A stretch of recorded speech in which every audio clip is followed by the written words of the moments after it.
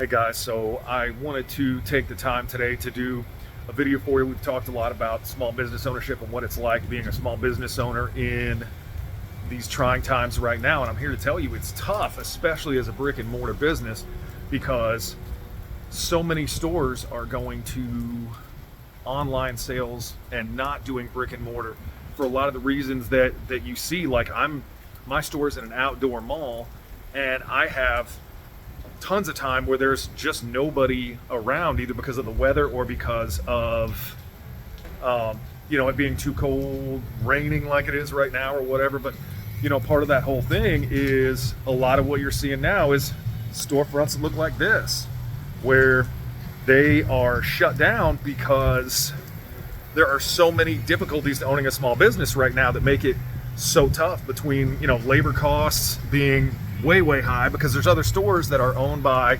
major corporations that can afford to pay for college and pay $20 an hour. Like, man, I can barely put my own kids through college, let alone do that. So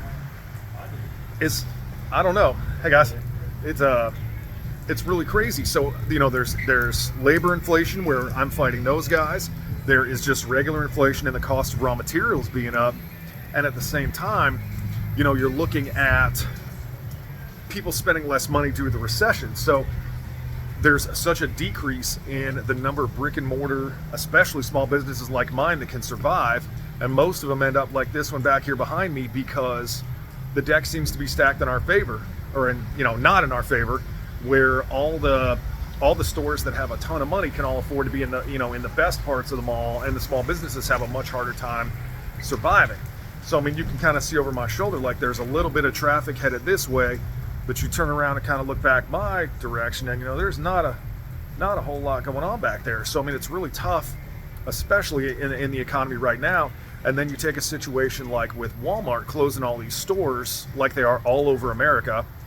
They're saying that the reason they're shutting all these stores down is because these stores are underperforming. Well, they're underperforming due to theft, according to them, which is ironic, because the theft you're seeing, according to them, is all caused by these self-checkout lanes. There used to be one or two, like 4 self-checkout. Now the whole place is self-checkout. So it really is ridiculous that they're, the theft is the number one thing, and they're trying to cut down on labor costs. So that's kind of crazy. But you get these stores, and a Walmart will come in, and the first thing a Walmart does is push out all the mom and pop stores. Where you have, like, take just a grocery store, a small grocery store that moves in. And the first thing that happens when Walmart moves in is Walmart looks at their prices, and they drop their prices below what these smaller places are able to withstand. So they come in and they do that, and just chop off at the knees all these smaller businesses. Well, with all these Walmarts closing, what they're actually doing is decreasing people's ability to get food and get these basic things, because they've already closed out all the smaller stores. And where that kind of links in with stores like mine and some of these other stores is they have the money and the ability to withstand pandemic and withstand recession, where we don't, especially when you see, like I said, trouble from online sales, where companies that have no overhead can just kick your butt. And then at that same level, you see we have traffic from just big mega cap businesses that have nothing but tons of money, where they can analyze what it is that we do, price us out of it, and put us out of business, because in the end it's easy for them to crush the little guy. So it really is a super challenging environment right now.